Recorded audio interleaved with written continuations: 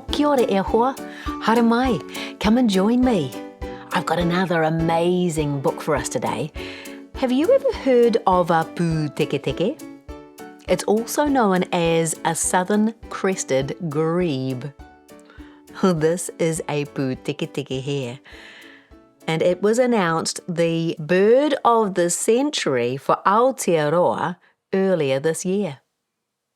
This book, The Proud Pūtekeke, was written by Millet and illustrated by Fifi Colston. And it's about an amazing bird with a long beak, a beautiful black crest of feathers on top of its head, a ruffle of orange feathers around its head, and an incredibly long neck. Oh my goodness! Check this out. You know how the illustrations were done by Fifi Colston? Well, she created this amazing bird as well. It's one of two in the world. Oh, not Puteketeke. There's lots of Puteketeke. There's not many of these Puteketeke puppets. I mean, not a puppet. Lifelike birds. Isn't it incredible? It's very much like a real Puteketeke with the black crest at the top, the ruffle of feathers around the neck, the long, slender neck, a bit like a swan. And a Puteketeke uses its beautiful neck to do an incredible dance with its partner. It's a very special bird. Well, you have to pretend that this is the partner. I don't have another one. Fifi has it. They do an amazing dance together. But that's not the only interesting thing about this bird. We'll find out more about it in the story. Are you nice and comfy? Ready for a story? Well, how about you go and make yourself really comfy and we can begin. You snuggle down here. How about you? Are you comfy? Well, let's begin. The Proud Pūtekeke.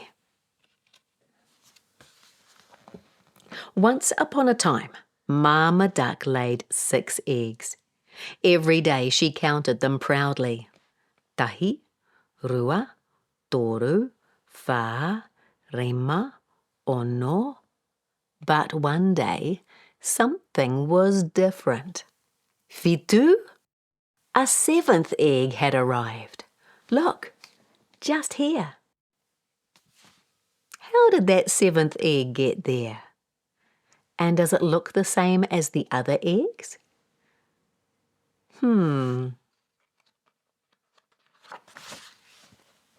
The 6 ordinary eggs began to hatch. One by one out popped 6 little yellow ducklings who hopped and flopped about. The 7th refused to hatch. "What's up with this slow coach?" Mama Duck cried. A few days later, cracks began to appear in the egg. Out struggled a little bird with zebra stripes and a red tuft on its head. "That's an odd-looking duckling." "Hush!" Mama scolded Papa Duck. "If you haven't got anything nice to say, then don't say it."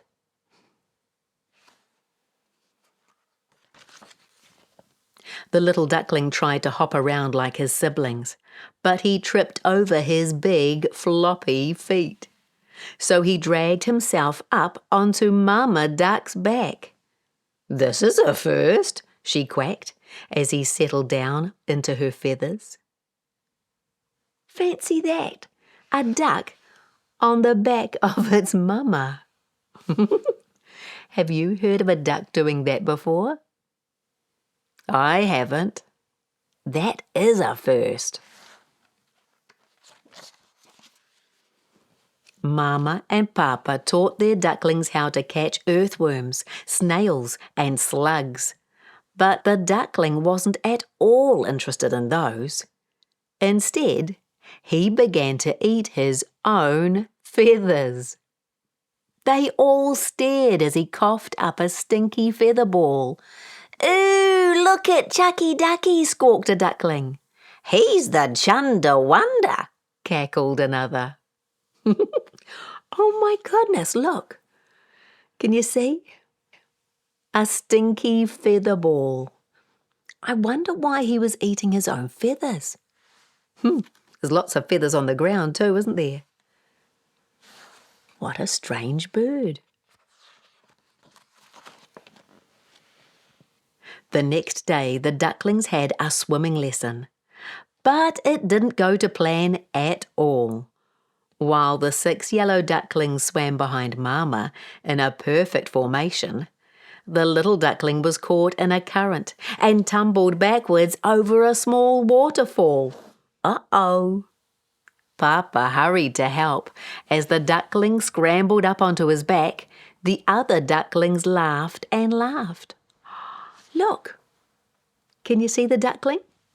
He's climbed up onto his papa's back this time.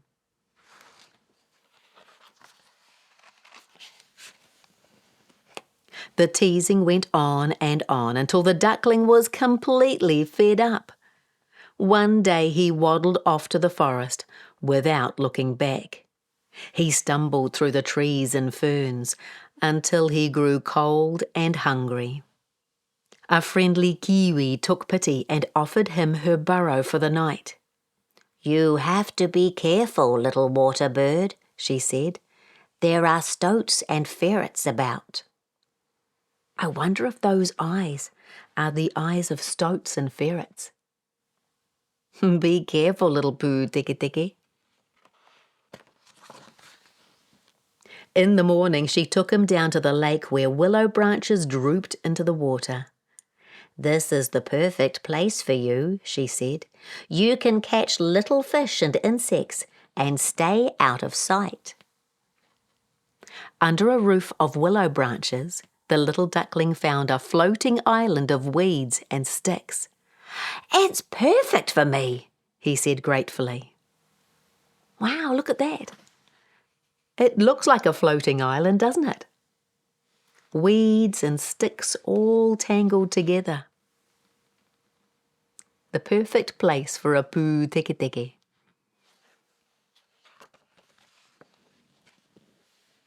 The duckling huddled all winter long in his hidden floating nest. He paddled and caught fish and water bugs from the silty waters near the shore.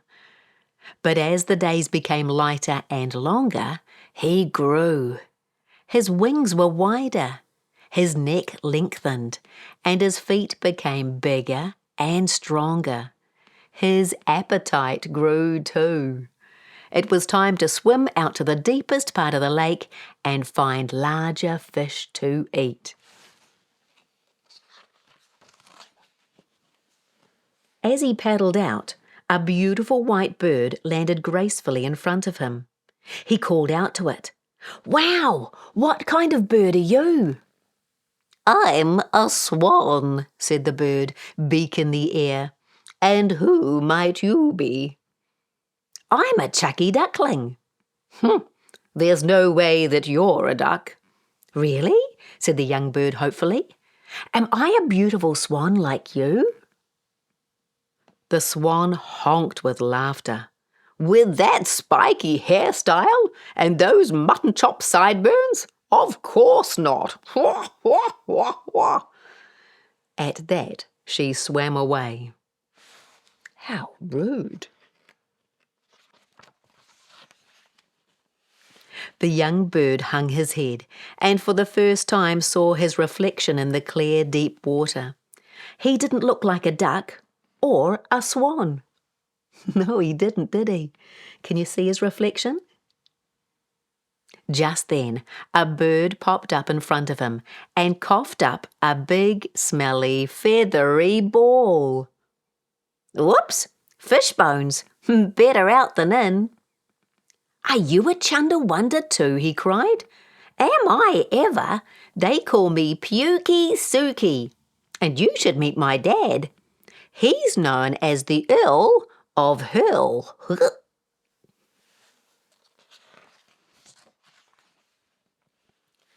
"Do you mean there are more birds like us?"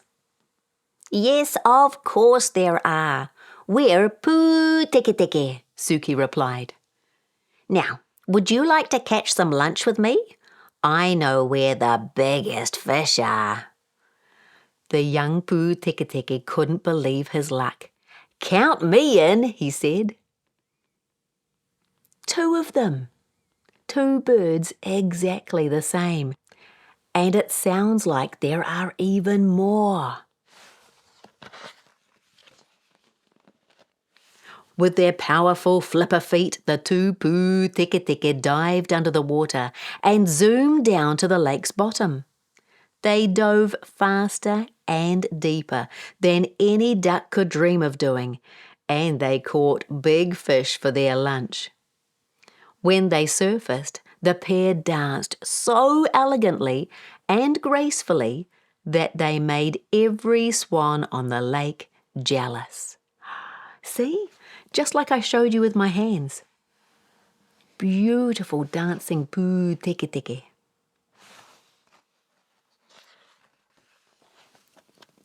The young Pūteketeke was thrilled to find a friend at the lake. Soon he had a whole new family to hang out with. Never again would he let anyone make him feel silly for being who he was. He loved his spiky hairstyle. He loved his mutton chop sideburns.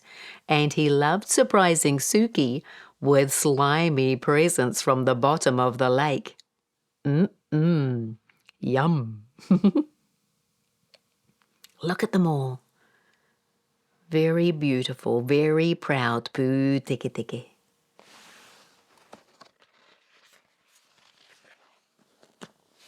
And before long, they were training up the next generation of Chundawunders to be proud Pūteketeke too. Can you see what the baby's doing?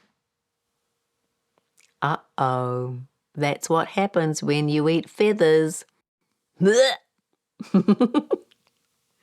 And at the back of the book, Peter and Fifi have put more information about the Pūteketeke, about what they're famous for, about where you can find them, and about how they're threatened.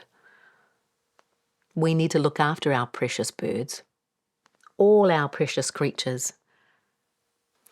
If you want to find out more about these beautiful birds, you can visit wannakagrebes.org.nz. And if you want to find out more about this book, you can visit penguin.co.nz. Wow, we learned so much about this amazing bird, didn't we? What did you learn about?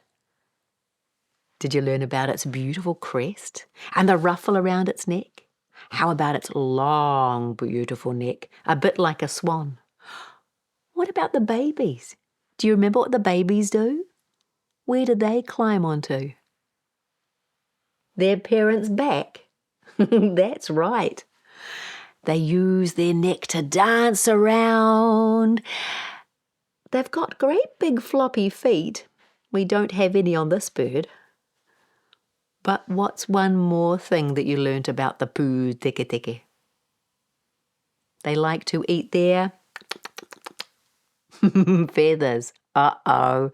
Then what happens?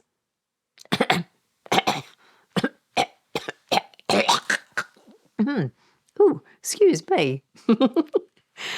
They bring up feather balls. What a crazy bird! Thanks, John Oliver. And thanks, Peter Millet and Fifi Colston for this crazy book. And come and visit me again soon. I might not have another puppet, but I will have another wonderful story for us. Ka kite. Goodbye, my friend.